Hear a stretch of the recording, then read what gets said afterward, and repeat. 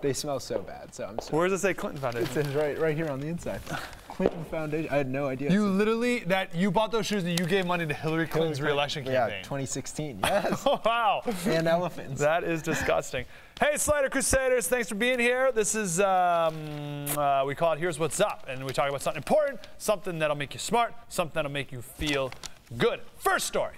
One of the Ferguson protest leaders said this to fellow Ferguson protesters. I'll put it up on the screen here, but just focus on that last line right there. We break unjust laws because it's the morally right thing to do. Okay, so I got a quick question for these protesters. Do you think that the law that says you can't light buildings on fire, is that an unjust law?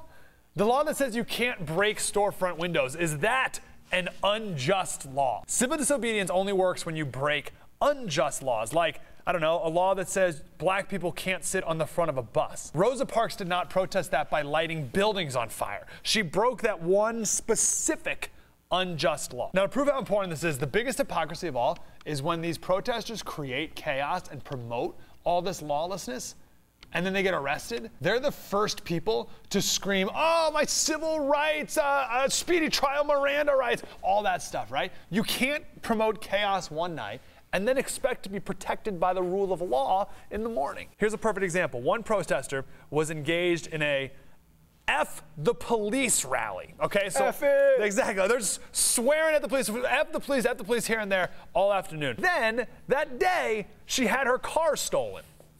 I don't mean to laugh. Who are you gonna call, Elizabeth? F the police. The police? Moral of the story, you hang out with looters, you're bound to get looted. So Elizabeth, maybe you should tell your fellow protesters to stop stealing other people's things, stop breaking other people's windows, stop lighting other people's property on fire. Now you know how it feels to live in a lawless society. How is that a story? Like, next year he's going to visit. Yeah, you're Like, next year. Like, it'd be one thing if he said next week the Pope's going to visit. Yeah, the Pope's going to visit next year. Doesn't he even give a date, or is it just like I can't even mark it on my calendar if I wanted to? Philadelphia. When? Like, I need a date. Like, do you have a date? Nah, next year. Don't. Next year. It could That's be funny. any time. And the Olympics will be here in 4.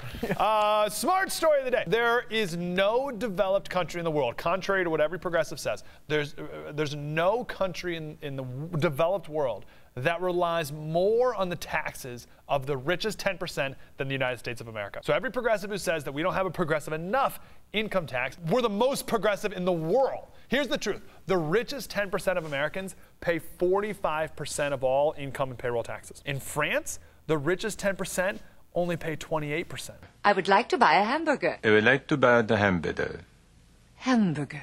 I would like to buy a hamburger. In Switzerland, 20. Japan, 28. Korea, 27. Even in England, 38%. The richest 10% pay 38% of income payroll taxes. In America, the richest 10% pay 45% of all the income and payroll taxes. We're in first. Number one! Number We're one. number one again! Number one one. most socialist country. Fantastic. So just be prepared to use that fact against your liberal friends. Here it is in a nutshell. The United States has by far the world's most progressive income tax. The average of all the developed countries in the world, the top 10% pays 31.8 or something, 31% of the taxes for their countries. In America, top 10% pay 45%. Most progressive income tax in the world. When's the last time you've really read a paper? Oh, never. You probably weren't even alive when they had TV guides in the newspaper. No. I feel so old. Back in the day, when you used to know what movie was playing where, you used to have to go to the newspaper. What? Crazy! All right, what are we talking about now? Feel-good story. Love this. What's your excuse? Cue the video of Zach Hodgkins. Is that his name? Yeah. You'll know it soon. He was offered to be a preferred walk-on for the Florida Gators this year. You're watching this video. Notice anything unique about Zach, other than he's a baller? Oh, yeah. He has one arm. And as you can see, this is not a pity recruit. The kid can play. It's better than you. Way better than me. Not even close. Whenever I play pickup ball, I'm the Dennis Rodman of the play. Like, I can't shoot, but I can rebound. Multicolored hair. And punch people and do all those other things. What's the PSA of the day? It's a GoPro on the ground.